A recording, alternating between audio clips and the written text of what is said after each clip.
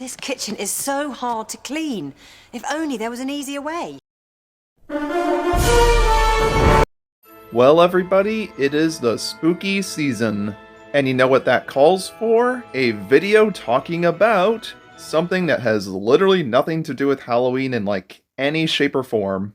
Yeah, I don't really know where I was going with that, but who cares? Welcome back to Rogue Robot Reviews, my little hard-shelled hamburgers! And oh wow, mother, father, sister, brother, do I have quite the robot in store for you this time. One of Wally's most notable minor characters, one of Moe's cleaning colleagues, the liquid flailing and surface skimming, Spray the Spraybot.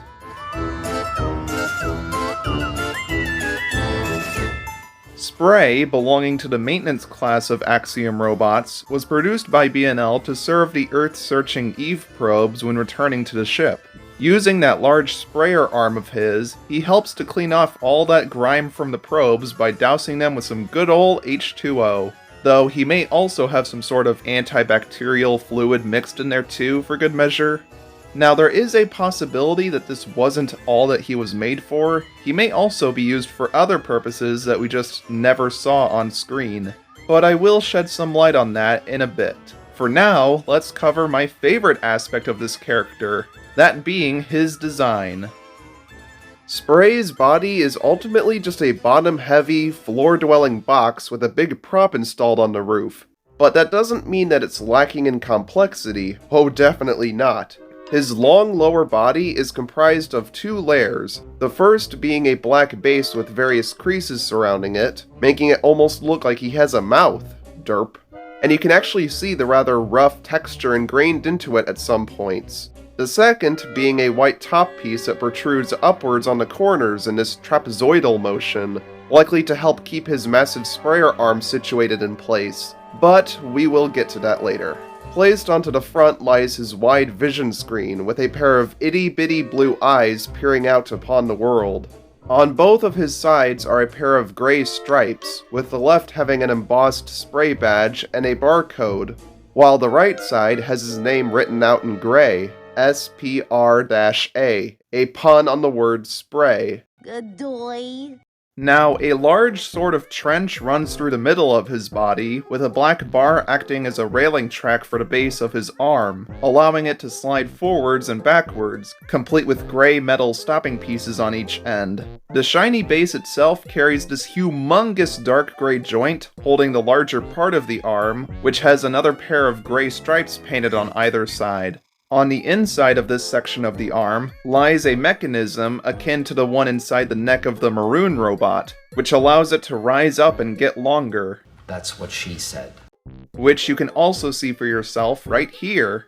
Being a Spraybot, of course, he requires a tank to store the water he uses. And gee, what is installed onto the backside of his arm? Well, a faded blue water tank, held in place by some metal wrapping around it, and set up with a black tube transporting the liquid inside to the sprayer, a little cap for refilling, and a tiny little emblem of a blue water droplet on top. After another slightly smaller joint on the top of the arm comes the piece that holds his actual sprayer, which again has a pair of gray stripes on it, can extend further outward, and can swivel to let the sprayer be placed in front of his face or on top for storage. And all of this leads us to the sprayer itself, which is this long, curving piece of metal made to precisely wrap around the egg-shaped body of an Eve probe, and unintentionally resembles the head crest of a Parasaurolophus to me. Running down the inside of the arm is an array of 13 small black water squirters, all of which are ready to release onto his subject. You know, like this. And all these pieces can rearrange to let his arm lay down and rest on top of his head, kinda like Diesel 10's claw from Thomas and Friends. Just, you know, not as threatening. Itchy! I hate it when you do that. Now we have to address quite literally the big ol' Spraybot in the room, that being his size. Spray is quite clearly the biggest of the sanitation droids, and likely the largest character we'll be going over in this series. He is an absolute unit, and while he is teeny tiny compared to like the behemoths that are the Wall-A's, This is one of the many traits that make Spray so dang cool to me. I know this isn't like an unpopular opinion to have or anything, but I love this guy's design. He's like if you mixed a shower head, a fire truck, and a windshield wiper all into one, with maybe a slight dash of RC from Toy Story as well. But it is worth noting that it's likely that Pixar was inspired by the real-life telescopic mobile cranes when making him. His design is imaginative, creative, somewhat strange yet believably functional, and quite simply, neat. However, I think it's about time we finally see a Spraybot in action. Our first and only time seeing a normal spray unit is in the docking bay soon after Wall-E boards the ship, making him one of the first robots that Wall-E encounters. This individual is a member of the Decontamination Quartet, comprised of him, Buffer, Vacuum, and obviously, Mo. Once the Eve probes start being collected from the Axiom return vehicle, he is awoken from his slumber and brought up to do his task. We see that he's stored inside of a specially labeled cubbyhole alongside the rest of the sanitation gang. He pulls out of his spot before clumsily bumping into the back of Buffer, and waiting at the command of Mo to carry onwards. After cutting in line and maneuvering around Buffer, he patiently waits to do his task behind Vacuum and Mo, before scooting up to the first Eve, wrapping around her and hosing her down, making little distinctive beeping noises in the process. During the whole kerfuffle between Mo and Mr. Dirty Boy, he patiently stands there, frozen as a statue, waiting to move on to clean the next Eve probe, only to be interrupted by their superior, Gopher, arriving for inspection, forcing him to swiftly step aside, meaning he only got to clean off 1 or 2 of the Eve probes, thanks to Wall-E here being a little troll. Once Eve's plant life has been scanned, an alarm goes off and Spray's job here is done. Maybe he washed off the other probes off camera here? I don't know. Either way, he heads back to the storage area for a rest. Honestly, this dude is living the easy life. He gets to hibernate for God knows how long, only coming back out to release some liquids onto the eaves. God, that sounded wrong. It's imperative for me to acknowledge that Spray isn't utilized anywhere else in the movie outside of this scene and the repair ward's reject bot, and the same technically applies to the other clean team members, aside from Mo of course. We never see them going down the hallways or exploring Earth at the end of the movie, and I often assumed that this was the case because their only job was to keep the Eve probes spick and span, and would only be needed around where the Eves were being kept. Therefore, there wouldn't be a large quantity of them roaming around. That being said, nowadays I'm more willing to believe that by and large consciously designed this guy to work perfectly with an Eve probe, but didn't want to waste resources on having such a hefty robot only serve one specific purpose. So they decided to have them also operate on other areas around the ship, spraying down surfaces or even other robots. It's definitely not out of the realm of possibility. Even one of his descriptions in a Pixar character encyclopedia seems to back this up. It still just feels odd though, how we could never spot any more of them. I understand the creators might have wanted the decontamination crew to feel somewhat exclusive and special, only appearing in one scene and not being cloned all throughout the movie, but a design this awesome should not go to waste, and thankfully it didn't. Cue the rogue robot. Being our second to last robot to cover from Group 5B of the repair ward, the reject Spray is kept all the way closest to the diagnostics room, alongside the winged robot, the blue grabber robot, and 202. He has a red boot attached to his arm, and as for why he's here, well, let's just say he's a bit wonk. He seems to suffer from a number of different malfunctions, such as violently shaking or constantly swiveling his sprayer arm or rattling his extension piece, and who knows if he's even storing any water right now. For all we know, he could have a leak, or he was spurting it all out earlier like an out-of-control sprinkler or a fire hose. As his last remaining strands of sanity slowly deteriorate, he just waits there in the claustrophobic confines of his spot that he's barely able to fit in, all while his sprayer arm hangs out over the side of his pen. Oh, and to clear up any of your suspicions, no, there is zero chance that this could be the same individual as the one that was seen in the loading dock. No way in that short period of time could he have randomly broken down and been brought here, especially since it was shown that he went right back to snoozing afterwards. This actually just further confirms my theory that there are other spray units out and about, performing labor across the ship. Who knows, maybe this was the robot that previously cleaned off the Eve probes, only to break down and be subsequently replaced by this fella. Am I overcomplicating things here? Yeah, probably. Now, something about Spray that may raise a few eyebrows is the fact that he teleports from one side of the room to the other in some faraway shots, going from Section 5B one moment to being placed in 4A in another. Honestly, it's kinda shocking to me that an error like this even managed to slip through the cracks, given how blatantly obvious it is. Anyway, we see him stand about, twirling his sprayer, and seemingly completely oblivious to everything else going on around him, shaking and shuddering, moving back and forth. Well folks, Spray.exe has stopped working properly. After inevitably being set free by Wally and escaping with everyone else, we can see the top of his arm as he cheers for his new master, before catching another glimpse of him as he runs out the repair ward entrance.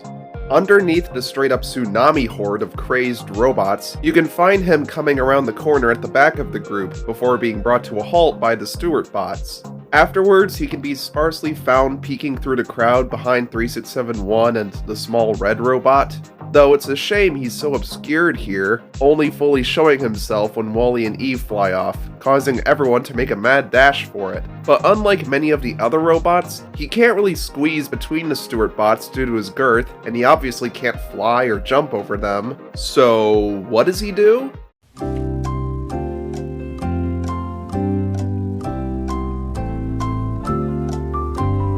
He straight up plows over one of them, knocking it over like a bowling pin. And because of this little moment, I always thought as a kid that the robot straight up destroyed the guards in their path, even though that's clearly not the case. Yeah, I was a weird kid. Scraping his arm along the floor behind him, he quickly turns to his left while unexpectedly ramming into 3671, and proceeds to shove him along with him.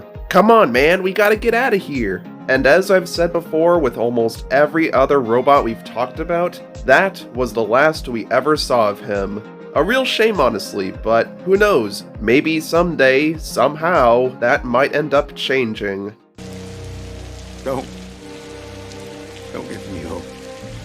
Either way, we still have lots of supplementary outside the movie content to go over with him. While Spray himself did not appear anywhere in the short film Bernie, the station where he sleeps does appear, when Bernie checks out the loading dock, only to find it completely empty, implying that Spray has already disembarked the ship. Spray, of course, got a whole robot file dedicated to himself. However, during it, the narrator claims that recently unionized, the Spraybots must receive a 1-hour lunch break. Yeah, I have so many questions. Not to go out on a limb here, and I thought this should go without saying, but the robots in Wall-E can't eat. Are they referring to them just recharging their batteries here, or consuming actual food? I mean, for crying out loud, they don't have mouths, unless we're talking about vacuum or something.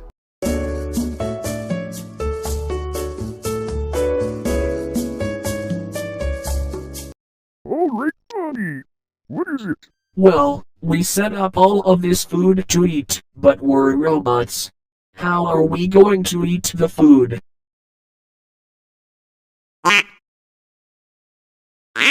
Well, I guess it's just me and you, Golden Freddy.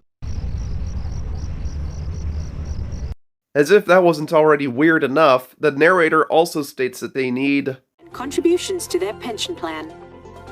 Excuse me? What? Since when were the Axiom bots allowed this level of free will? They're supposed to just do their job, travel to and fro, shut down for a bit, and let the cycle repeat itself. They don't have dinner, nor can they retire or anything. They've been working on the Axiom for 700 years. How many robots does the ship need to last for that long if the robots can just retire at some point? I swear, whoever wrote these robot files just did not fully understand how the Wall-E universe works. Whew! Anyways, in the B&L Robots video, he makes a brief cameo in the opening, as well as later on with a prominent 360-degree view of his model, with additional line art of his body in the background. He had several descriptions around him in Pixar Character Encyclopedia books.